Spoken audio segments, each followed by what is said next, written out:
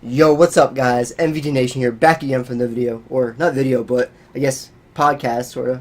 So right now, I'm with my one friend from college, Sean. What's going on, guys? So we just were thinking, why not? Fuck it. Let's just talk about sports and whatever's going on. Let's do it. So I'm down. let's start. So the first thing that we're going to probably talk about, or the things that we're going to talk about, is the NFL draft coming up. Combine's next week. So we're going to talk about some prospects. And maybe the whole Zion Williamson situation last night. And maybe All-Star Weekend, because that just happened. So let's get into the NFL stuff. Sean, you can go first. All right, let's do it. So my top prospects going in the NFL draft, my number one prospect is Josh Allen from Kentucky. He is a fantastic edge rusher, very reminiscent of a Khalil Mack, which the Raiders sitting at 4 would love for him to fall there. I don't think it's going to happen. I think he's a top 3 pick. However, the number one pick is most likely going to be Nick Bosa, the brother of Joey Bosa. He is also fantastic. He's more of a complete player, but I personally believe Josh Allen has a higher ceiling. But Bosa's most likely going to go to the Cardinals at 1, not counting trades, because we don't really know. I mean, at this point, people are now saying Kyler Murray is going to be drafted number 1. I was just about to say that. Which is really interesting, to say the least. I can see a scenario where they do trade Rosen and they pick up Kyler Murray. They could get a first rounder for Rosen, most likely. But I don't think that's going to happen. The head coach has stated numerous times that Rosen is their guy. But I don't know. Yeah, I don't necessarily trust that, because a lot of teams, what they'll do before the draft process, they'll say, oh yeah, we're gonna get this guy, we're targeting him, and teams will be like, all right, so we won't trade ahead of them to get the guy we want, and then they say, oh, guess what, we're picking your fucking guy. Surprise. That's what happens, right? Surprise, we got your guy, and then they're screwed. So they could use that mentality. I don't know though. I think personally, for the Cardinals sitting at 1, I think their best course of option actually is to trade down. And I look at a team like the Raiders, who hold the 4th, 24th, and 27th overall picks. If the Raiders really want to change this defense, get their guy. I think they get their guy. Now, I'm not saying trade all 3 first for number 1. That would be ridiculous. That's bold. But I would say they can trade 4, 24, maybe kick in a 4th or a 3rd, and I think that's enough for the Cardinals to say, okay, we get 2 first-rounders, we got, 20 minutes more to, make a decision on who we're going to get, let's sail down. And I think that's what I think that's what's ultimately going to happen. I really do think so, and I don't think there's been a trade for number 1 in a while, but there's something about the Cardinals not really. I don't think they need Bosa. I don't think it's that dire. Yeah. The Raiders do. They have no pass rushers because they made that awful trade with Khalil Mack and look at Khalil now. Yeah, it's hurting them. It's obviously hurting them, and I think the Raiders can trade up to 1, get a guy like Bosa or Josh Allen, and that will totally reinvent their defense. Yeah, I agree. I do like Josh Allen though. I love his game. Even though he's from smaller football school wise, Kentucky. Right. He made a name for himself. Absolutely. He had, I think it was 17 sacks this year, something ridiculous. I mean, he is a presence on the field. He's got good leadership skills as well. I really like him. And my problem with Bosa, he is my second favorite prospect. But my problem is that injury, major injuries like that where you're missing out the whole season. I feel like again? Oh God, what was it? Was it his knee? It was knee or leg. It definitely was somewhere around there. I just can't. I don't want to take that chance at number 1. I'm saying, and I know he's the most complete player, and arguably he is the best, the most well-rounded. But that injury is really, I think that could be costly for teams, and I think it's just safer to go with Allen or even Quinnen Williams out of Alabama, who is a phenomenal. He's like the top 3 phenomenal defensive tackle. Yeah, you can make a case for him being number 1 as well. Honestly, those 3 guys, any of them, you can make a case for being the best player.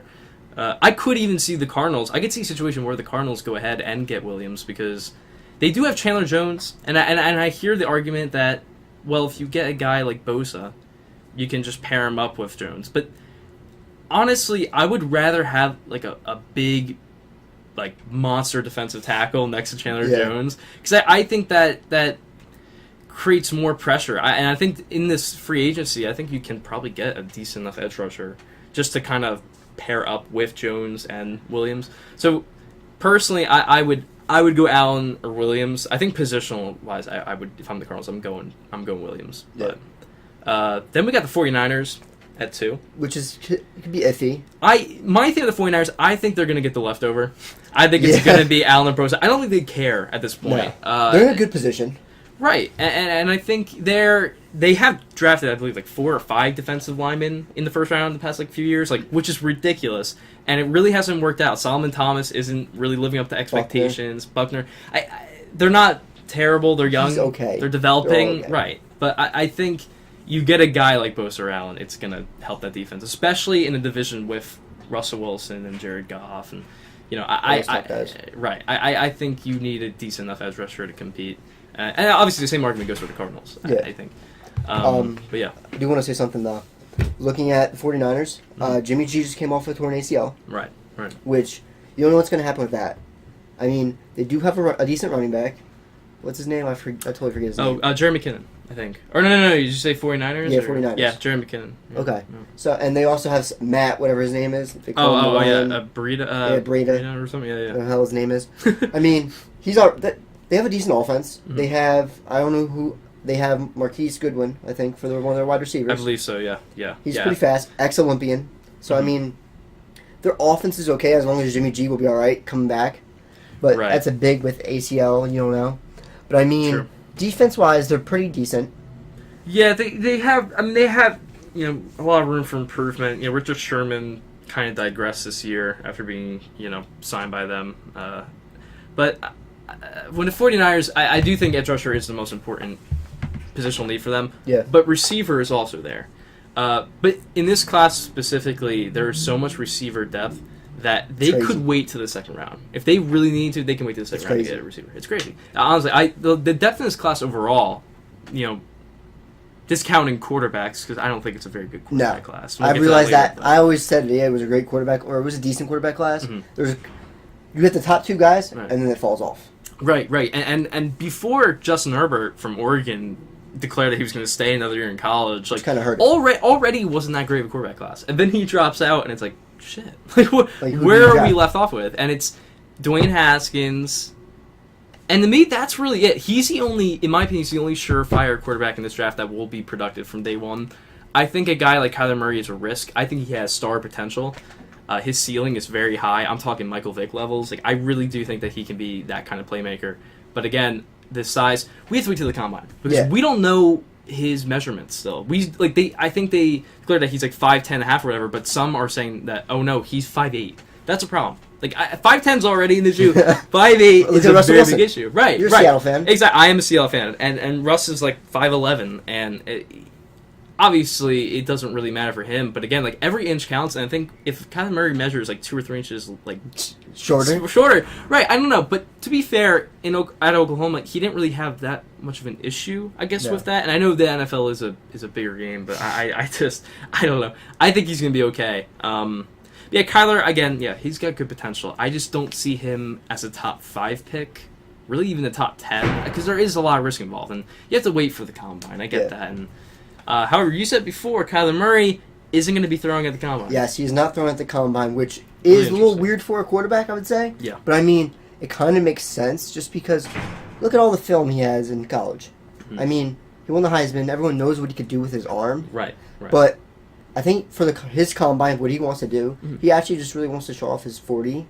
Absolutely. And just strength-wise and that kind of stuff. If he can run a 4.4 or under, he's going top 5. Yeah. I whether these teams trade up to the top 5 spot, which I think is pretty plausible. I think there's going to be a ridiculous amount of trades this first round. I do see a New York trade happening between the Jets and the Giants. That could happen. I see that too. Where I think that could the Giants. I'm a Giants fan, so I know about this. So I can see the Giants trading up with the Jets and maybe getting their quarterback for the future. Because Eli. Eli's on his downhill for the last couple years. I think he's got to end it. Yeah, I don't think Eli's their guy anymore. It's just who does the Giants pick at that pick if they trade up? It's either Haskins or Murray. I say if they trade up to 3 with the Jets, right? Which I actually like, because I think the Jets, barring that the Buccaneers don't get Jonah Williams, the offensive tackle from Alabama, the Jets need an offensive line so desperately, and I think. In order to get him, you don't want to reach at 3 for Jonah Williams. He's just not worth a 3rd pick. Considering that Quentin Nelson was drafted 6 overall last year, Crazy. and he is a much better and well-rounded That class is so much lineman. better offensive lineman. Oh, for sure, for sure. So I think Jets trading down is a good idea. Giants, if they do trade with 3, it's Haskins. You can't pass up on him. Because he's the most Right. ready NFL quarterback in that class. Exactly. He is more NFL ready. People are comparing him to Big Ben, which I do think is a good comparison. He's got the size comparison, and he can make big throws, and he can. He's not mobile, really. He's not fast, but he can get out of the pocket and he can make plays. He had 50 touchdowns for a reason, and I think. I don't know if you saw Stephen A. said that. Oh no, he's more of a rusher than a passer, even though he only ran for what? Right. It's Stephen A. He doesn't really know what he's talking about half the time. I mean, it's weird that a couple of college kids know more than him, and he's a sports analyst for a living. So that's kind of sad. But with the quarterback class, I mean, you go lower and you look at Drew Lock, who has a massive cannon of an arm. He struggles immensely under pressure. Look at Josh Allen last year. Right. Which is kind of his comparison, I say. I get the comparison with the cannon, and Josh Allen proved this year that he was worth the pick. I think he has a lot of potential. And I do believe that decision-making and that kind of thing, and just football IQ in general, can be improved. Yeah, I see that. The thing, I don't know, Locke, if you watch his tape, he makes some really, really crazy throws, but at the same time, there's so many flags with him, and I don't mind a team drafting him late first. Like, let's say the Patriots, for instance, if they keep their pick at 32 and they get him, I'm like, okay, that's a good fit. But we're hearing that he might go 10 to the Broncos. We're hearing he might go 7 to the Jags. No, that's not happening. I don't think a top 10 pick is worth it for Drew Lock. I think it's too big of a risk for these teams that need quarterbacks now. That's a problem. If you need a quarterback right now, you don't go Lock because he's a developmental player. You need to, put him behind an experienced quarterback. Yeah. So in the Jags situation, it wouldn't work. And the two teams that I see picking quarterbacks in the top 10 is the Giants and the Jaguars. Right. Because Blake Bortles, he's trash. Yeah, Blake Bortles is not. The Jaguars have potential next year to be a playoff team. Right. And Blake Bortles isn't the guy. They also, there's the whole controversy with Jalen Ramsey now. He might get traded, which is ridiculous to me. They're saying Leonard Fournette might leave. They're losing a lot of key pieces, especially after that great run they had in the 2017-2018 season. But yeah, I don't know. I think the Jags need to go quarterback. They could pick Murray. I see that. Here's my thing. I do like Murray for the Jags because the thing that Blake Bortles didn't have, not just mobility, but he didn't have a playmaking ability. Like, he wasn't able to step out of the pocket and make big plays in clutch moments. I think Kyler Murray is that guy that can kind of reinvent that team. Yeah. And they have a decent enough receiving core. They got Marquise Lee, D.D. Westbrook. They got I think Keenan Cole. They have a nice young receiving squad, and I think their defense is very good too. Right, their defense is really good, and they can add more weapons. I think best case for the Jags, I do think, is Kyler Murray, but there is a chance that he's not even available at 7 because we don't know what's going to happen. We don't know what team's going to jump up. You might even see the Broncos. Like we said before, with teams kind of bluffing. Joe Flacco. Well, right, that's the thing too, though, and I think with the Broncos, and there's still mock drafts that have them going Lock or having to I guess sit behind them. It's just weird. But my problem with that is now you have Flacco and they still have Keenum, so. To me, it's like paying all these guys a big money, big paychecks, and no, I like the Flacco. I like the Flacco trade. I think it was a very good decision on their part. I think the Miami Dolphins should have jumped on that. I think Flacco would have fit perfectly with them, but they missed out on that chance because they're the Miami Dolphins, and I don't remember the last time they were run properly. But anyway, I think the Broncos' best case scenario at 10 is to get a corner and a guy that you love as a sleeper pick, DeAndre Baker. I think he is very, very underrated in this draft. He doesn't have great size. I think he's 5'10". He's very short. That's very the one thing that's hurting him. He is phenomenal in press coverage. He's at that size, he's incredibly physical. He did outstanding at Ohio State. I really like DeAndre Baker. No, he went to Clemson. Sorry, what was it, Clemson? Yeah. No, DeAndre Baker went to that's Trayvon Mullen with the Clemson. You sure? The other guy, Trayvon Mullen, also he's I think he's a sleeper pick too. But DeAndre Baker's It's a bit of a reach at 10, and they could kind of resort to trade down, I guess. But I don't know. I think he's a solid pick. Georgia, my bad. I knew it was red. Yeah. I knew it was red. I didn't know which one it was. No, but I like him, and I like the secondary class this year a lot. I like Yeah. DeAndre Baker. Greedy Williams is one of those guys that was slated at 5 to the Bucks in every mock draft for months. I don't see that happening. Problem is, he's just inconsistent. He's not a good tackler. He also, in general, he's just an inconsistent corner. But when he's good, he's really good. He's incredibly athletic. I think he's like 6'2", 6'3". He's taller. He's tall. He's really, and he's got great size for corner. Even Byron Murphy from Washington, I think he's really great. Kind of like DeAndre, he's like 5'11". They're physical guys. Exactly. They're not even that quick, but they're very, very physical corners, and I think that's really important in this league nowadays. So I think the corner prospects are good. I even think the safety prospects are pretty good, which is weird. A lot of people are saying it, but you have my favorite Nazir Adderley from Delaware is such a good safety. And not only that, but he can play corner. They can transition him to corner if they really want to because he's really that good in coverage.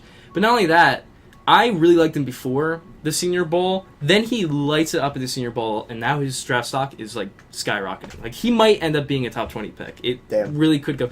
And then you got Deontay Thompson from Alabama, who he's Alabama, so you never know with those kind of players because they're look at Hawkland Dix. Right. You just Collins. Exactly. You don't know, but.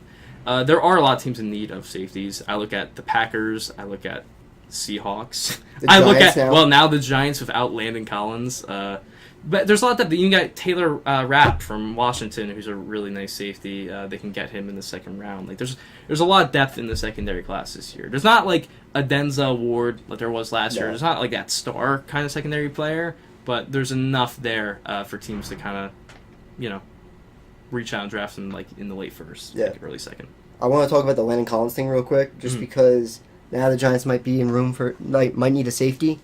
I don't know what the hell's happening with that situation. It kind of just happened out of the blue. Yep. I know we could franchise tag him, but I don't know what we're gonna do. He just packed up his things. I know that. I just saw that yesterday. Yeah, my problem with it is.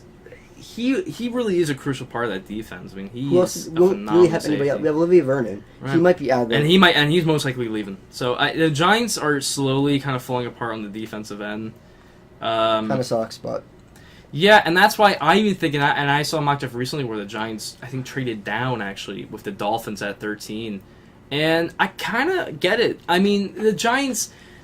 Considering, too, if Haskins gets traded somehow above the Giants, which I don't see happening, I think Dwayne Haskins is for now a lock to the Giants. Yes, I think they want him badly. But if that doesn't happen, and they're left at 6, and they got like Kyler Murray, and they can get an edge rusher, too, because they need that, because Vernon's most likely leaving. Yeah. It's like, I don't know, I think at that point, there's a lot of depth of pass rushers this year. A lot of depth of pass rushers this year. I think the Giants actually should trade down to 13. That way they can get maybe an extra third or second. They can get a couple day 2 picks, whatever. Which is very helpful because more picks. For sure. We already have, I think, 9 picks. Giants have a decent amount of picks this year. You have like 2/3 or something like that. We have a decent amount in some way.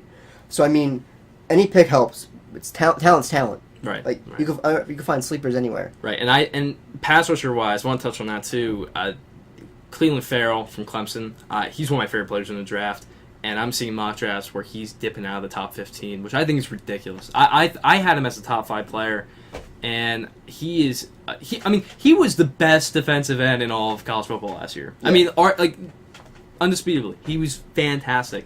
And then I look at a guy even like Ja'Kai Polite from Florida. He's my sleeper pick of the whole year. I think he's phenomenal. He should be a top 5, top 10 pick. He's a monster. He's 6'2". He's like 6'2", 250 or 260. He's an absolute monster. I think he was number 1 in forced fumbles this year. He had like 5 forced fumbles, something like that. But he comes off the edge like. Not only does he have the size where he's like a tank, I think he's 6'2", 280, but he has that burst off the line, and he gets to the quarterback. I mean, he was in the SEC. Yeah, it's hard. That's a tough conference to be a pass rusher in. It really is because of the offensive line talent. But he did really well. In that right, exactly. They're all mobile. And he feasted on so many of these quarterbacks. I think Drew Lock too. I think he played him, and he absolutely mauled him. But I love Ja'Kai Polite, and again, Montez Sweat is another Yeah, I prospect. heard of him. God, Brian Burns from Florida State. I just saw a mock draft where Brian Burns goes number 2 to the 49ers. Ooh. But that really shows that no one really knows how this draft's going to go. I think there's a lot of question marks in terms of pass rushers because of a guy like Brian Burns, who I think he was listed at 6'5", 220, which is way too light for a pass rusher. He ended up putting up, I think, like 20 pounds. I think he's like 240 now, 245, which completely benefits his draft stock. I mean, I could put on 20 pounds in like a week. Yeah. I wish too, but you can't. You know, You can't do it. What I can't do it? What can I do? Constant. What are you doing? Come on. No, but yeah, I'm in love with this defensive draft class. I know it's not a great quarterback class. It's not. Wide receivers are pretty death. Receivers, I'm a fan of the depth, right? I don't think though There's is that top star. guys besides a couple. DK Metcalf. Did you see the picture of him? Right, he's That absolutely means shredded. like big He as was hell. a beast at Ole Miss, but that neck injury really scares me. Like, if he didn't have that neck injury, I would easily be like top 10.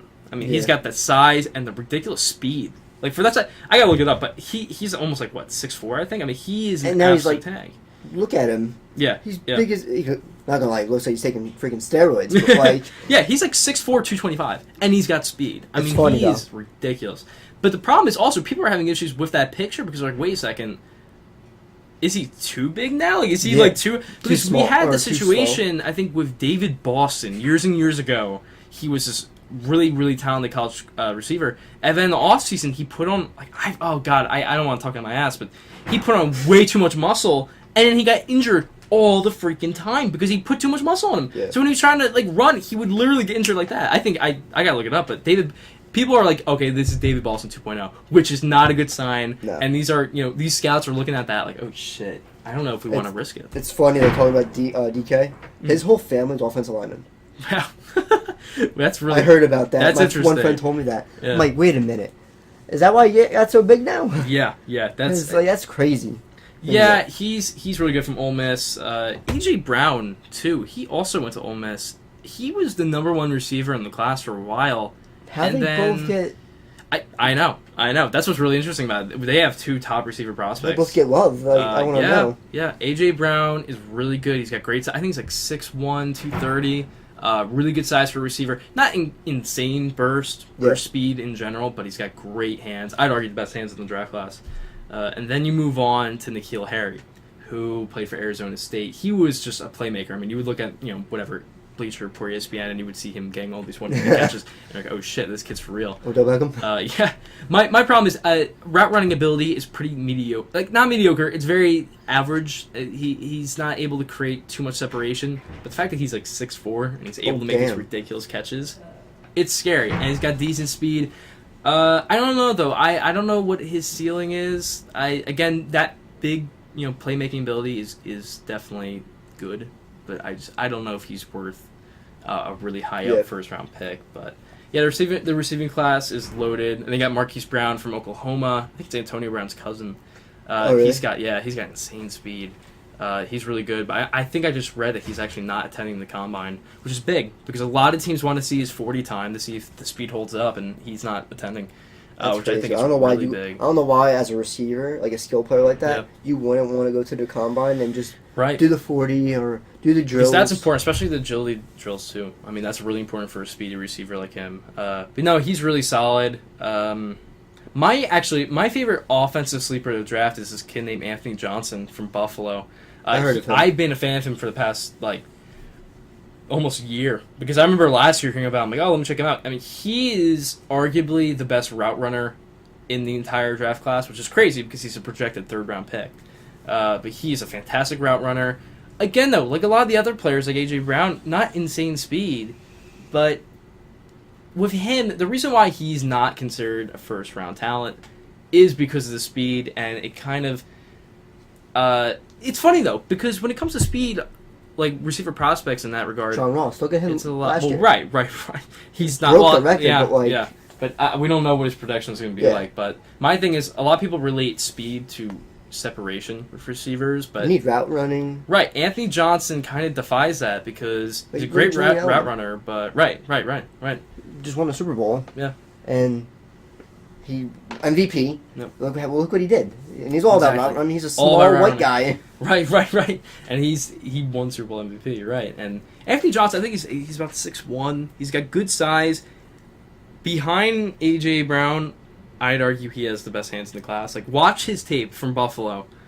He just not insane plays. Like, he's not, again, like, not N'Keal Harry where he's a human highlight reel, but he's a very reliable receiver. And what's crazy is that he does create separation, even though he doesn't have great burst. He just has a nice release, great hands, nice route running tree. He's really, really solid player. He's my sleeper pick of the year. I think he's this year's. Now, I'm not comparing it trait wise or attribute wise, but I think he reminds me of Juju Smith in that he was very. I remember back in the day looking at draft profiles of him. They were all like, "Oh, third, fourth round pick, blah blah blah," blah. All these stupid negatives. I'm like, wait, what? That doesn't make any sense. Because then you watch the tape and you don't see that. And that's why I see with Anthony Johnson. There's a lot of things like, oh, he doesn't have the burst, speed, do that.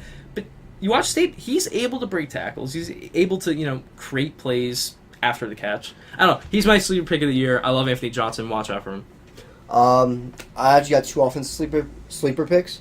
They're both Penn State guys, Mm-hmm. which is kind of funny. It's actually Miles Sanders, the running back. I want to talk about the running back class a little bit. Right. So Miles Sanders, he actually broke some of Saquon's records, which is kind of crazy to think about. Yeah, Miles Sanders is solid. He put up decent numbers for being right now. I'm pretty sure it's like a 5th round projection. He's a 6th, 7th round projection right now, which he could rise just because of his production. Well, right. I'm gonna check if he's going to the combine, but because that will help him.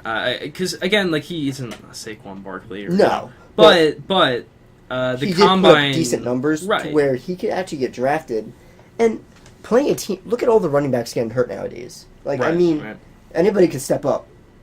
Yeah, it's all about depth and Sanders. Yeah, from what I hear from him is that he's about a mid to late round projection, I see it, but like right, he's really elusive and agile, and he plays that way. He's a good receiver. However, he did fumble a lot. I did realize that. Yeah, which is an issue, and I think with a lot of scouts, it's not good. That's almost a deal breaker, and I think that's why that he might not get drafted until later on. Not to mention, there's no first-round running backs. Don't listen to these mocks and these analysts saying that Josh Jacobs from Alabama is a first-round pick. There's no first-round running backs. Look, there's a chance that he gets drafted late in the first. I agree. I don't think he should. I don't think he's a starting running back level. Hell no. There's too many good running backs in the league. Honestly, I like Damian Harris from Alabama more than him, which is saying something. He's a big power back, but again, there's no first-round talent running backs. However, there are a lot of sleepers in running back class a lot, too, though.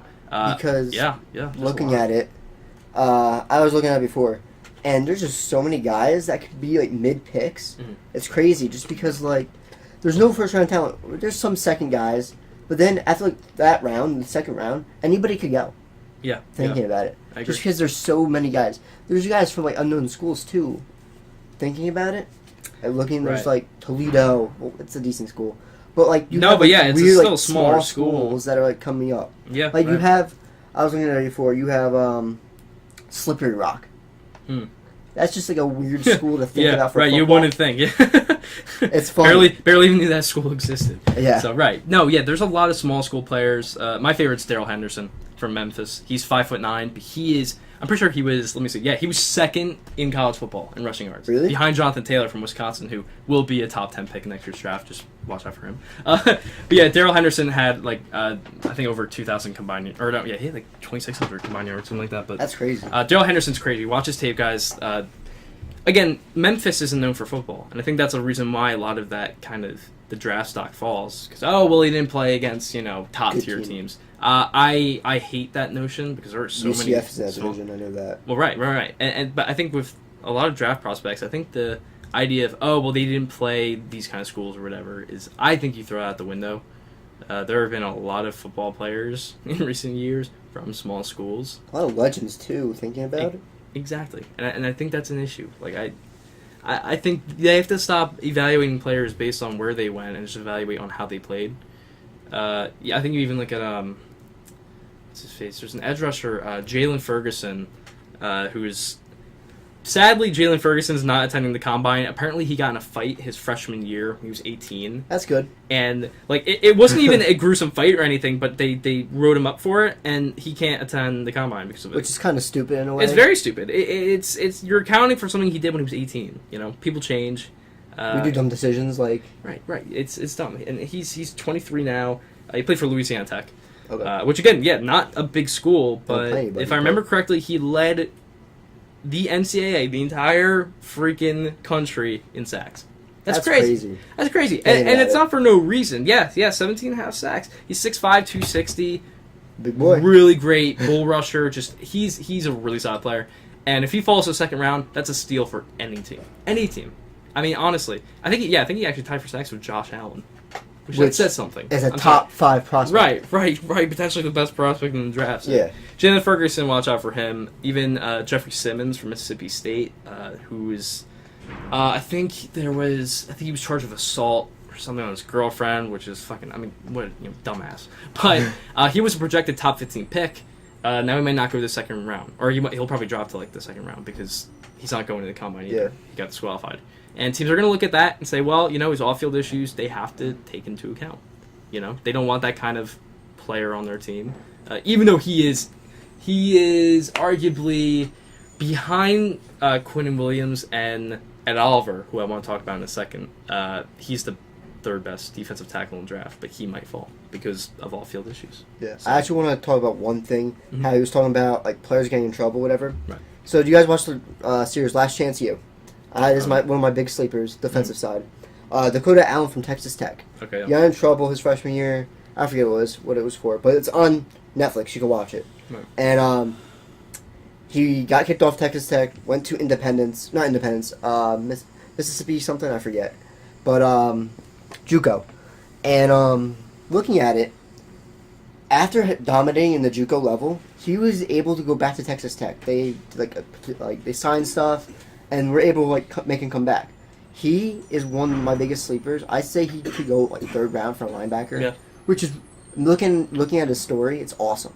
Just Right. because yeah, it's a cool story. Yeah. And yeah. he put up really good numbers. I could look it up real quick. What school did you go to again? What? What school did you go to again? Texas Tech. Oh, right. It's a D1 school, yeah. Is it Yeah. down the D1 school? Yeah, it's Big 12, yeah. Which is a decent school. Right. And if you're putting up good numbers and now, granted, Big 12 are known for having terrible defenses, but the fact that he's able to shine, yeah, that's one of those players that teams in the 6th, 7th rounds are going to look at and be like, no, we'll take a chance on him. The crazy part is he was the captain of this team. Wow. He was the captain and after that's all big that too. happening. Right. And he's 6'1", 235, so Mhm. decent size for a linebacker. Yeah, not terrible. Yeah, for linebacker, that's solid. And That's he's solid. a very good tackler. Right. I mean, he doesn't get much sacks, but for a tackler-wise, Consistent he's good. tacklers is a very big aspect, and again, kind of a shallow linebacking class too. Yeah, I realized I'll that. touch on that. You got Devin White from LSU, who he's a really weird prospect. He is so freaking fast. He's all over the field, great in coverage. Kind of reminds me of like a Miles Jack from the Jacksonville Jaguars. My biggest issue with him is his inconsistencies as a tackler, and that is big for linebackers. Though NFL teams are going to look at that and say, "Look, you're a Play safety linebacker." then. Well, right, they can move him around. They honestly could. Like a hybrid guy. They could put him as a hybrid, yeah. But yeah, I think he's one of those like top 10, top 15 picks. But yeah, linebacking besides that, not really existent. They got Devin Bush from Michigan, who teams are really a lot of these mockers are really high on. He's 5'10", I think 5'11". Sorry, 5'11" for a linebacker. He's short. He does make plays here and there, but I think it depends on the team he goes to. It depends on the scheme that the team runs. If they run like a 4-3, I think he'll be solid. But for teams that want to run like a 3-4, he's 5'11", man. Yeah. Like he's not going to do a lot of damage. But yeah, linebacking class is pretty. But I do feel like with the whole Dakota Allen thing, being a sleeper, having like good leadership is very big for a linebacker. Just because like, look what he did beforehand, and then what he did afterwards. He just led the team. Like, it's just something that helps and shows to NFL scouts will see that.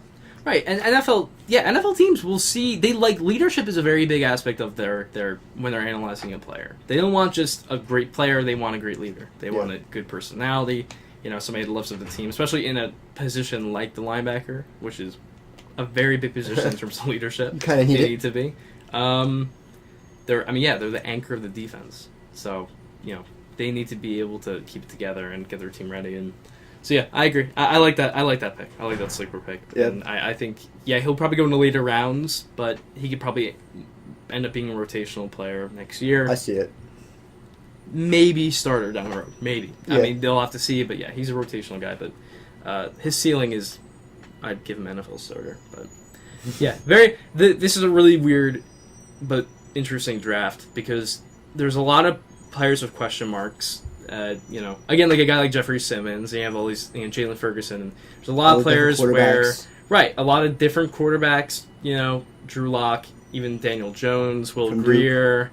West Virginia guy. Yeah, Ryan Finley. And there's a lot of quarterbacks that just have question marks. The only sure one is, like I said, Dwayne Haskins. And defensively, Bosa with the injury, I still think he's a safe pick overall because he is such a great player. But again, the injury is something. Yeah. I do think the injury is something to keep an eye on. Josh Allen's, again, really good pick. Quentin Williams.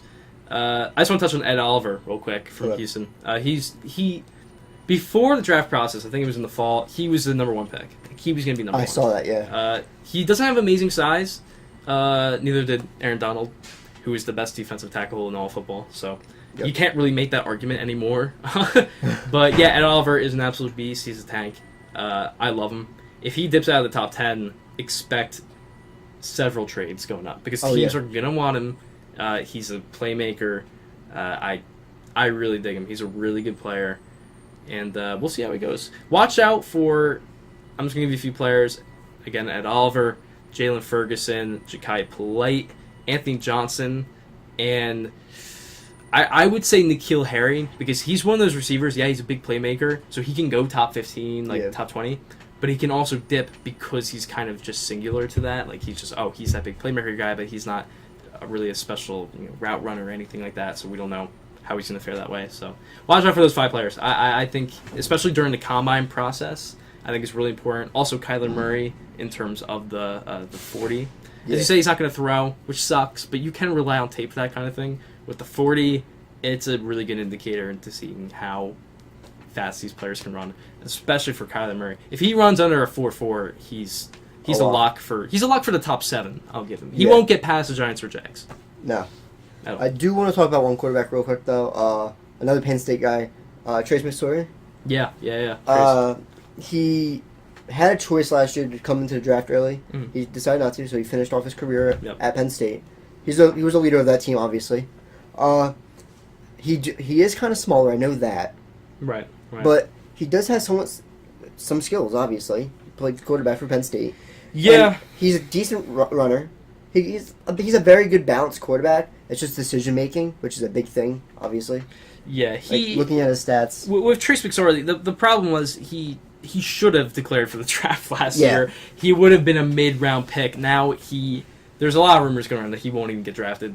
Which is kind of sad thinking about it, because he's I'll say this, he's a better quarterback than some of these other guys that we were talking about, like Will Gear maybe. Look, my problem with Trace is, or Daniel Jones. Right. A lot of fans of Penn State that I know, actually a friend of mine, Dan, who goes to Penn State, he mentioned a lot that the receiving core dropped a lot of passes for them throughout the season, which I get. But the fact that I'm looking at stats right now, I mean, he, from 2017 to 2018, he threw for 1,000 yards less next year. Not only that, but he threw for 10 less touchdowns, and he threw for 7 interceptions. There's just, I don't know, especially with Penn State and the offense Franklin runs up there. Mm-hmm. Look who one of his targets was last year, though. Saquon, in the backfield. Oh, right. But that's the thing, though. The fact that he has to rely on somebody. You know what I mean? Yeah. He can't make the plays himself. Look, my ceiling for him is maybe a backup quarterback. I don't really know. I have to see more from him, but from what I know is his ceiling is a backup in the NFL. So for teams that want just kind of a quarterback to put in the rotation, then I could see him going 7th round. I could see like a team like the Titans maybe picking him. Right. No, I could see that because they do need some quarterback depth. Yeah, I see that. Because they have Blaine Gabbert. He's pretty trash, not going to lie. Right. And he kind of fits the system in a way with Mariota being there. Right. Like, Mariota can teach him some things. No, and McSorley can run out of the pocket. So I don't know. He's an interesting prospect in terms of it's kind of unknown. Yeah. Yeah, I got him as the highest he'll go is like 7th. Yeah. I can't really see him going higher. Maybe 6 if he's lucky. Maybe. I mean, I don't know. I have to look up if he's attending the combine, because again, the combine does it helps with this sort of thing, Yeah, especially with people that are kind of if he's unknowns, right? Yeah. You put him in the combine, you never know what's going to happen. I do see the Patriots though picking a quarterback at some point this draft, Yeah. just because it's not a Oh, yeah. great class, but they could find somebody and just develop him. You have Exactly. the guy Tom Brady, Exactly. who will be playing until he's 7 years old. Right. I think my favorite prospect for the Patriots is it's tough. I like Ryan Finley out of NC State. Yeah. A lot of people have issues with him in terms of he doesn't have a huge cannon, poor decision making for the most part, but he's really damn accurate. He's really, really accurate. And I think in the Patriots case, they want that kind of player. They don't want a Drew Lock that has a major cannon and but again like really bad under pressure and stuff like that. They want a guy like again Brady, who is somewhat IQ guy. poised, right? IQ guy, and Ryan Finley is a really smart dude. I watch out for him too. I really like him. I'm really excited for the combine though, because all these thoughts that we have right now in like a week or two from now might completely change. Oh yeah, and I don't think the combine is the one indicator, but it's a major one, especially for definitely a helps out. lot of these small school players. Like I said, this year Adley and Jalen Ferguson. Jalen Ferguson is not attending the combine. See, that's what really Never sucks. mind. That's what really sucks for him. Is that would have his draft stock would have flown, but you never know. They can also reverse it, and be like, oh no, we'll invite you again. Screw it. But I doubt that'll happen. I just looked up. Trace McSorley will be attending the combine, so that could be good for Miles Sanders. I think is also attending the combine. Okay. So the NFL draft. It's gonna be an interesting one. Yes, I'm sir. excited. So now we are going to sort of segue into. So last night, Zion Williamson got hurt. Oh yeah. I think everyone and their mother saw that. That was weird. That was an interesting occurrence. And they ended up To say the losing to least. North Carolina. But I just Oh, want yeah. to touch up on that real quick, Mhm. because me and Sean actually had 2 different opinions on this. Right. Yeah. So he got hurt. He ended up having a strained he strained something in his knee, mild strain. No, yeah, it was in the injury. Yeah. So Coach K is about to say something about that pretty soon. I'm pretty sure about timetable when he's going to come back. Right. But looking at that, that's kind of scary in a way. I personally think that he should sit out until the tournament, Mhm. until March Madness, which is only less than a month away. Just No, because. right. But if he's able to come back, I mean, I don't know. Do you want to risk it all? Because I was just looking at something before. He has injury insurance, that if he gets picked after the 16th pick, he gets $8 million no matter what. But that won't ever happen, I'm pretty sure. No, that wouldn't happen. I mean, we did see last year of Michael Porter, but I think he went like 15 for 16. But yeah, like that was kind of weird because we didn't know, and he had the injury And he as didn't well. He play had a big college at injury all, as well. though. Right, That's the thing. right. Well, that's why he fell. But Zion's a one-generational player. Zion's he's talented. He's talented. So that's my view. I don't think he should play if he doesn't have to. Right. But like if he does have to play, it's all right. But I mean, I'm a Duke fan, so I really don't want him to get hurt. I'm also a Knicks fan, so I want him to Right. come to New York. Right. I'm a Knicks fan as well. I always have this issue when I talk to people about college athletes, student athletes, They because should get paid. no matter there's a what. lot of push for them to be paid and to even have a salary, that kind of thing. Personally, I'm against it. I think and it's corny, but I do think education is really important. And I think with a lot of these players back in the day when they went straight from high school to the NBA, a lot of these players struggled with finances. Why? Because they didn't get an education. They didn't know how to do finances. And you know what? Also, college does build character and it builds experience in life in general. And I think for a lot of these guys, I get basketball is your one thing, and maybe you came from a poor household and you want to provide for your family. I get that, and I get that money aspect. Yeah. But I think in college, I do think the scholarship is enough. And I get the idea that there was tickets last night sold for thousands of dollars. $2,000 right? just And they're to like, watch. oh, Zion's not getting anything. Got hurt 30 seconds in. I get it, but there's something about the idea of a again, it is student athlete. Student comes before athlete. Yeah. It really does. And personally, I know it's hardcore, and I don't necessarily want it to happen, but if they change the ruling to 3 years and then college football, 3 years then, I think that would be good for the players. And I get the fact that, okay, if they get injured, then they're screwed, they won't get the NBA. If an injury is going to happen, it's going to happen. And why not play college for at least 3 years? You get to be the star of the show. You get to walk around campus and just be, hey, yeah, I'm that guy. I am that stud. Like, dude, like that's what I'm about. And I think in the case of Zion, I think he should play again. At least come back for the ACC tournament. Is that what they're in the ACC? Yeah, ACC. Because that's important. I get these last games, maybe not, but I'd send him out to the ACC tournament. And then March Madness comes up. Which is exactly. huge. And he has to play. If he doesn't play in the in March Madness, I will lose all respect for him because you have an obligation to your team. And I know you want to go to the NBA and you want to make all this dough. I get it, but look at RJ Barrett. Right, RJ Barrett. He could him and Zion are the 1 and 2 pick. It just depends on. No, right, yeah. Or John Morant. I no, I don't like him. Dude, I'm a fan. I'm a fan of John Morant. I don't know where he'd. I mean, it depends who the top 3 teams are. Yeah.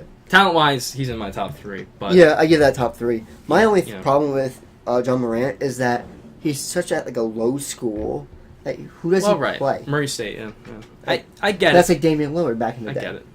Yeah, back a little while. Yeah, but again, look at Stephen Curry. He played for Davidson, and so like the argument, like we even talked about with the NFL draft, like with the preconceptions about you play for a small school. I understand it, and I understand it more in basketball because it is basketball. Yeah. You're not playing. I mean, you're playing for Murray State. I don't. Who is that? Maybe it's the American Conference. I don't even know. A weird ass conference, right? I get that, but the talent really does show. He's really, really, really goddamn talented. And even the NBA draft's interesting too. I really like again like RJ Barrett, Zion. I do really like. I'm not sure if he's this incredible player yet. I don't know how he's going to translate to the NBA. Who's Zion? Yeah. But I also like Cam Reddish from Duke. Yep. I think he's solid. He does not get. He's very underrated. Yeah. In that whole like scene because you have RJ and then you have Zion, and then Cam's sort of like the third guy. He's obviously, but like he does not get enough love for what he gets. He's very underrated. He does do very well when he needs to. Right. And it just doesn't. People don't see it just because they Zion Williamson or RJ Barrett. You also have their point guard Trey Jones, who actually leads the NCAA in defense. Right. Which is kind of crazy to think about because he's like 6. He's shorter for a point guard. He's like, I think below 6 foot or around like 6 foot. He's around 6 foot. Yeah. But just you can look at his film. It's crazy. He just locks up people like it's nothing. He'll guard forwards and stuff. And it's like he's gonna be like a later first round pick though, just because of his offensive. He's a sleeper. He's a sleeper. Exactly. And defense is so. It's so important in the NBA nowadays. I really do think so, especially at that position. I do think defense is vital, and I think it's overlooked though because they say, "Oh, well, this guy's flashy. He can shoot the 3, blah blah. He's athletic." I do think defense is a very major part of the game. You look at a guy like Kawhi Leonard is fantastic defender. It's important, and I think that should be counted for in a draft, not just flashiness. I think it. A lot of these teams kind of judge prospects, style over substance. Which is kind of crazy sometimes to think about. Right, because, your franchises are on the line. Mm-hmm. So, yeah, I do think it's an interesting draft class. Quick mention, Bull from Oregon, the 7'3" center. I really dig him, but he had that really bad injury. I believe it was a leg injury. He's out the entire year, so we don't have a really good grasp of how he can play. Second round, though? I think Bull's a lottery pick. I think eventually, I do, with the pre-workouts, I think that teams are going to be like, oh shit, this kid's really good. Just because of the way he plays. Right. But it just all depends on the injury. No, right, that's the problem. Look at his dad. His dad was an NBA legend. 7'7" or 7'6", whatever the hell it was. But it's just crazy, and he's still growing. How old is he, 18, 19? I think he's 18, 19, yeah. So I'm pretty sure he reclassified. I could be wrong. Yeah, I let me look him up real quick. 7'3". Yeah, he's 19. Yeah, he's a young kid. I'm also young. I mean, he's got a freaking God. That's right. He has a 7'8" wingspan, which is crazy. Oh my god! And he's 7'3". Now a bit thin, but again, you could bulk up. And he's got good athleticism. Bulked up. Exactly. Yeah, he did, which did benefit him. Which, as a Knicks fan, I'm still salty. Yeah, I'm still salty about it. But whatever, All good. It's fine. It's fine. We'll be fine. Yeah, we'll get KD and Kyrie, and we'll be grand. No, yeah, I don't know. NBA is really interesting right now. All-Star Weekend just happened. Yeah. Yeah, which was I did watch the some of the All-Star game. I watched the 3-point contest. Yes. Joe Harris won the 3-point contest. Yeah, big of a which is surprise. strange. I mean, you don't think when you think Joe Harris, you're not thinking, oh man, he's a lights out 3-point shooter. You know. I'm pissed off. His Nets fans will keep talking. Oh yeah, Because we're New York fans. They're Net fans. Like, what did? I will say that D'Angelo Russell has been phenomenal. Yes, this he year. has. I'll And give that I to think D-Lo. the Lakers getting rid of him was a really weird decision. I remember when it happened. I was like, what? It was either him or Lonzo, though. I would take D'Angelo without a doubt. I like Lonzo, but D'Angelo is a much more complete. God, he's a much better player in my opinion. Yeah. But I do like Lonzo though. I'm not gonna trash move him. on. BVB or whatever. the hell it's called. Oh God, Big Big Baller Baller. Oh God, don't get me started on him. Don't get me started on LeVar. I swear to God. But so yeah, Diallo. I don't know his first name. I can't pronounce it. Not happening. Yeah. He won the dunk contest. Which is weird. I'd say. I don't think he should have won. I think Dennis Smith from Knicks. He was really good. He had that one slip up. He did. He was really good. So was oh God, who's the other guy? John Collins. No, was it John? Maybe it was John Collins. Yeah, He no, he jumped in the plane or whatever. That was dumb. All right, here's my thing. As dumb as it was, I laughed my ass off so freaking hard, and I think that's what he was going for. Yeah. And I honestly, it would be weird. I would have given him the championship just for fuck it. Like that was the funniest shit I've ever seen. He was way overhyped though. It was, but I thought it was so funny. I'm like, dude, how is this happening? Everyone thought he was gonna win it. Yeah. No, he's actually. I think my cousin actually is friends with him. He went to John Collins went to Wake Forest. Yeah. And I really like him too. He's really talented. He's very young. That whole Hawks roster is very young. Yeah. They're a good squad. I think they'll eventually. Trae Young is next Steph Curry. No. I I don't know. But know. my problem His with next Trae that. Young. My problem with that is with Trae Young is I guess. Again, he's good from the 3, but they hyped him up way too much in college, even though he's a very good player. no, he's a really good player. I'm impressed with last year's draft class in general because I had a lot of doubts about the majority of the players. I think they've done a pretty good job. So. Also, All-Star game happened. You saw that was. Yeah, that was weird. I wish they played more defense. Not gonna Yeah, lie. I thought they were, and there was none. And I actually get it. I guess from an NBA player's perspective, though, like this isn't a real game. No. They're just having fun with the buds. You You know? saw D-Wade throw a lob up to LeBron. Oh, yeah, that was great. My favorite play was the Curry to Giannis. Yeah. That was freaking. I was watching that and my jaw just dropped. I was like, no way, that just happened. Like, that was insane. That was pretty dope. And was it LeBron's team? Weren't they down by like They were a down ridiculous amount? Then they came back and it was like, 15. what? I was like, what the hell just happened? It was weird. It was fun. I turned it off kind of. I got bored. Kind of halfway through. Yeah, it wasn't because again defense. There's none. So. And then you had the celebrity game, which was a joke. Yeah, I didn't even watch that. I watched it. It was bad. I don't even They bother. had with WNBA players playing like. Yeah, Ray Allen would drop like 30. Yeah, I don't even. To be fair though, I don't know if you want to touch on this, but I really like in recent. And I know I am a Knicks fan, so there isn't a ton to be excited for. But the NBA in general is just very one note. It's very boring, and like there's what's gonna happen. There's no unpredictability to it. We need for the NBA to be back to where it was, like good. Mm-hmm. The Knicks have to get good again, because that's a big market team. At least somewhat good. At least an and then you team. need another like bigger team, like a young big team, to get obviously do well. Right, a big market team to do well. Which, if they like pair up Giannis with somebody else. Yeah, Bucks are. I think Giannis is going to be a Buck for life. But they don't have enough money. Then again, I said the same a couple years ago for Anthony Davis. I said, he's never going to leave the Pelicans. Oh, no, there's been trade talks. Oh, yeah. Actually, that's interesting. Speaking about Anthony Davis, the Pelicans yesterday was trying to talk to the NBA about him sitting out for the rest of the season. Oh, God. Because you get fined, obviously, if you let a player do that. Yeah. But the Pelicans are trying to do it anyway, just because why not? Yeah. And I just saw that yesterday, and I think he should keep playing just because. What are you gonna lose? I think the league in general is just becoming this big corporate business shit, and it's really terrible. I get it because it is a business. There's money. The owners make money off of profit with the same jerseys, all that shit. They gotta pay the staff, and you got the coaches and the trainers and the scouts. I get that. I get the whole process of that, and then the players are last, and then they get paid. I get it's a business, but at the same time, it's just the whole passion is just gone. Like I remember my favorite time period for basketball was I was born in 2000, but I would say early 2000s with AI and chasing. Yeah. Like, my favorite team was the Nets with Jason Kidd, Richard Jefferson, Vince Carter. That was my squad back in the day. That's like a fun team to watch. It was, exactly, but the NBA was fun, and it was aggressive, and just, I don't know, also that time period kind of helped it too, I guess. I don't know, there was this swagger with these players, like, and they were all in there, yeah, we're the best. Like, AI was my favorite player.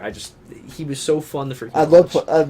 Looking at like AI's highlights, it's so much fun watching him play. It's so much fun. He just was a whole different kind of player. This year, or like this generation of NBA, I don't really see a player like that. I'm sorry. Steph changed the game, obviously. Steph is, arguably, he might end up being the best point guard of all time. I really do think I that. do see that. Or he's definitely going to take the best shooter of all time. Oh, for sure. Which is saying something. Because he's massively talented. And even when the Warriors, I think there's a chance that they all break up next year. Like, Durant leaves and Klay Thompson leaves. And if that's the case and Curry has to handle it all on his own, he'll be averaging like 36 points a game. Yeah. I mean, honestly, he's that talented of a shooter. If he has no sidekicks with him, he'll still end up averaging 30 fucking. He can average 40 points a game. Honestly, he's that talented. He does not get as much respect as people give him. Because people love to hate on him. Yeah, I don't understand it. When they say Warriors championships, oh, Kevin Durant, which is ridiculous. It's time out. Steph is the leader of that team. He's been the leader of that team for how long? Long ass time. God, shit. It was 2000. When did he get 2009. 09, yeah. And I mean, thinking about he just does not get enough credit for who he is. Right. People just love to hate on him because all he does is shoot threes, but it's more than that. He changed the game for everybody. Yeah. And just he's making history. It's just he's leaving a legacy for himself. He's really great. He's a good person. Yeah, he's not an ass, and I think that's really what makes him that much more likely to be considered one of the greatest of all time. I know people might hate saying that just because. Yeah, it's weird. It's a touchy thing for people for some reason. This is oh no, LeBron's the best of all time, or Michael Jordan. I don't think there is a best, the best, I think there's just the greatest, I do think, though, Kevin Durant comes to the Knicks, or leaves, he gets a ring, his legacy completely changes. He's no longer a snake. Yeah, if he wins the title in New York, that'd be nuts. He could be called one of the greatest of all time. Yeah. Because look at the rings that he has. This is the... How many are they going back-to-back? 3 or 4? God, he has 3. I think he has 3. Yeah. Just imagine what would happen. Him getting a ring with New York, just changing everything. Yeah, KD winning a title in New York would solidify his I guess, impact on the league. Yeah, even though he switched teams, but he did it for a reason, obviously. Right. I don't know if I necessarily agreed with his decision. No. At the time. Now I do. Yeah, now it makes sense. People are still salty over it. I'm like, dude, he has 3 rings. What are we talking about here? Come on. But yeah, Knicks are in a really interesting position. They do have 2 max slots. They do have that pick coming in soon. Yeah, I'm all for KD. Screw it. Let's give him a max. Get KD. I don't care about... I do care about Kyrie. I'm hesitant on Kyrie. And let me tell you why. We have guards, right? We have Dennis Smith Jr., who is our point guard for now. I don't think that's going to change. No. Ntilikina, I think is... He's a defensive stopper. Yeah, I don't think he was worth the 8th pick. I think we should have just gotten Dennis Smith Jr. We could have gotten both. We could have just, come on. Yeah, we got both. But yeah, I'm all in on KD. I think DeMarcus Cousins is a free agent. Yes, he is. I don't like him as a person necessarily. But holy shit. I mean, that really boosts his team. If we could sign DeAndre Jordan to a minimum or a small deal, right. And DeAndre Jordan, take that. Here's my problem is... He's older. He's old, but we're also expecting, he's going to sign for cheap. He averages a double-double a game. I don't care who you are. You can't really sign him you can't sign him to a veteran. He won't accept that. If the Knicks are, we're going to give you the veterans minimum or whatever. He's going to be what? No, I just gave you 12 points, 12 rebounds a game or whatever the hell he averages. He's a really solid player. But if you could teach Mitchell Robinson, that's my thing. That's awesome. Because they are very similar players, too. I think... I read a profile on him last year before the draft that his comparison was DeAndre Jordan, and I think that's really awesome. He didn't play a game in college. Yeah, exactly. He has massive potential, Robinson. I mean, there are already big players saying this guy scares me. Yeah. I think Giannis said that because Robinson blocked him. He's like, yeah, this kid's crazy. He averages 2 blocks a game. Yeah, he has a lot of potential. He's developing a jumper, so he could be dangerous. He could be really dangerous, and if we get Zion, which again, I'm praying we will know. If we get Zion, power forward, we got He can play the small forward even too. I guess right. I think if we got Durant, Knox, I don't know. Do you bump him or bump him down to shooting guard? Who Knox? Yeah. No. Because is he going to come off the bench? Then? Yeah. I don't think he's a bench player. I mean, right now he's pretty much the best player we have. Yeah. So Well, I think bumping him to the bench, but would hurt him, but in a way, it would make him good just because he'd be 6-man. right. I get that. I don't know though. I mean, he's what 6'9", 215. Yeah. Tall for a shooting guard. I get it, but I think that's something worth Yeah, Ben trying. Simmons playing point guard. Oh, right, exactly. Ben Simmons playing point guard. So anything is not off the table. This Knicks team could be really great if they don't get Kyrie or KD or any big stars. I don't know if I'd say a failure yet though. Again, I think it's a process. I think you do have to get one of them. If you get Kyrie, just like let's say for instance they just got Kyrie. Let's say even more of a worst case scenario, they don't get Zion. So let's say they get RJ Barrett. Who do they get? Right, and that puts them even in a worse position because you have Kyrie, RJ, and Dennis Smith Jr. So you have 3 guards. Yeah. What the hell do we do with it? I guess you could put RJ at small forward. Yeah, you can. But play small forward. I'd rather have him playing shooting guard. I think best case scenario for Knicks is getting KD. Yeah. You got Zion.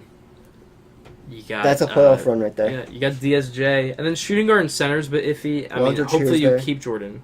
Yeah. Hopefully, he can develop Robinson, and then shooting guard's kind of open. You got Alonzo Trier. I like him. I don't know if he's starting shooting guard. No, he's not starting shooting guard. So in that case, you can sign probably free agent. I know Chris Middleton will probably be JJ available. Redick's a free agent. Right. He's available too. I actually like Middleton a lot. He's a solid defender, kind of that 3D kind of player. I don't know. I think you could convince him to come to MSG for cheap. Not cheap, but less than a max contract. I mean, maybe. But I don't know. Yeah, Knicks are looking really interesting next year, but until then, I'm pretty much tuning out of the NBA. Yeah. That's my stance right now. I do want to talk about one thing real quick about baseball. Okay. So, Manny Machado. Yeah. 10-year, $300 million to the Padres. Ridiculous. Right, yeah. To the Padres. God, the money they're making. That's so weird. I mean, yeah. He was rumored to go to the Yankees, which I've been so happy about. Mm-hmm. But it's a super team, whatever.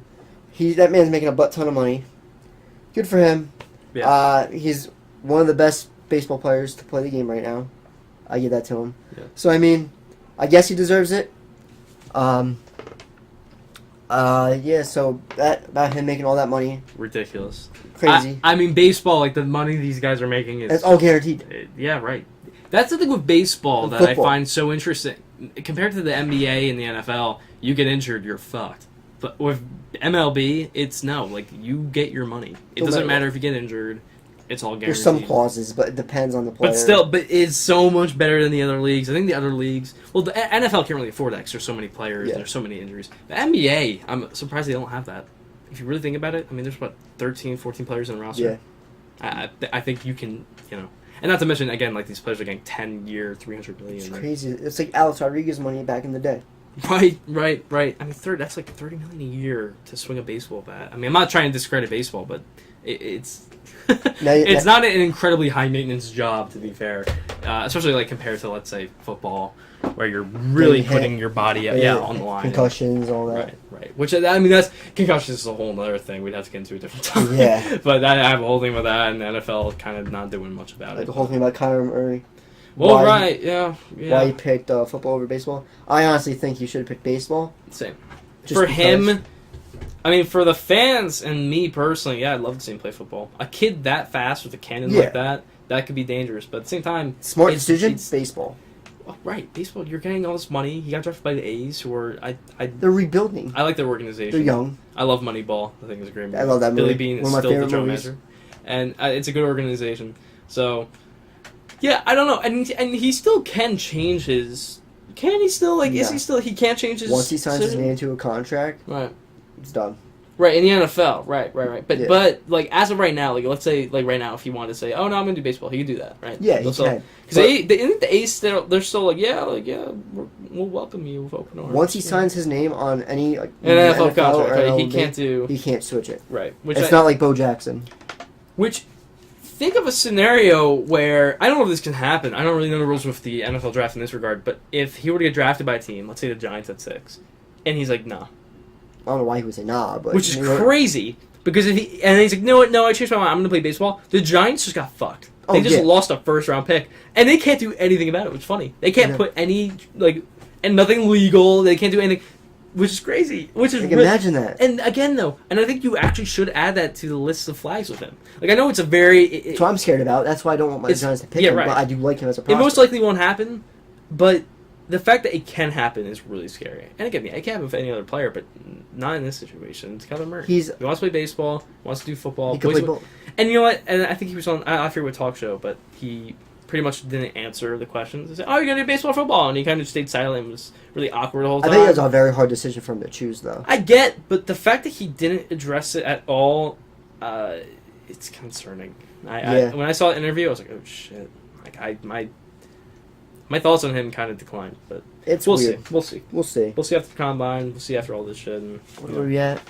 Oh dang, we are at we're over an hour, baby. All right, so we'll wrap it up. Right here. Anything else, Sean? No, I'm good. Again, NFL draft. Got the combine coming up. I think it's on the 26th, or it's next Tuesday. Definitely watch it, especially the 40s and the bench presses, especially for like offensive linemen, defensive linemen. Yeah. Watch out for my 5 picks for players. Watch out for Kyler Murray. Watch out for Ed Oliver, Jalen Ferguson. You can't watch him at the combine, sadly, but watch out for him. Anthony Johnson, the receiver at Buffalo, and I'd say N'Keal Harry. I think that's one of those players that could really. Again, like I said before, I think he could end up being the best receiver out of this draft class, but it's a risk you're willing to take. It's a draft of risks. I mean, every draft has that, but this year especially, because there's a lot of players with off-field issues that are really talented, but you're like, shit, do I want to take this chance? Exactly. Injury. Shit, do I really want to take a chance? Kyler Murray, size. Am I going to... Same with Ed Oliver with size. He's like 6 foot for defensive tackle. Like, I don't know if I want to take a chance with him. There's a lot of chances, but I think now with the NFL kind of... I think it's going to be more open. I don't think it's going to be Patriots next year. I know we always say that, but I really don't. I think Brady is eventually going to retire soon. They're probably losing Gronk this year. He might retire. By the way, we didn't talk about tight ends, but they're probably going to draft a tight end, whether it's T.J. Hawkinson from Iowa or Noah Fant from Iowa. Again, there's two Iowa tight ends I can get drafted in the first round, which is crazy. And then Irv Smith from Alabama is really solid too. But yeah, it's actually really solid tight end class in depth. I realized that. Notre Dame, Alicia Mack too. There's a lot of good tight ends, and I think the Patriots will. I think the Patriots, because they have so many assets in the draft this year, they have so many picks, they'll probably trade up, get a solid tight end to replace Gronk. Again, we don't know about Gronk.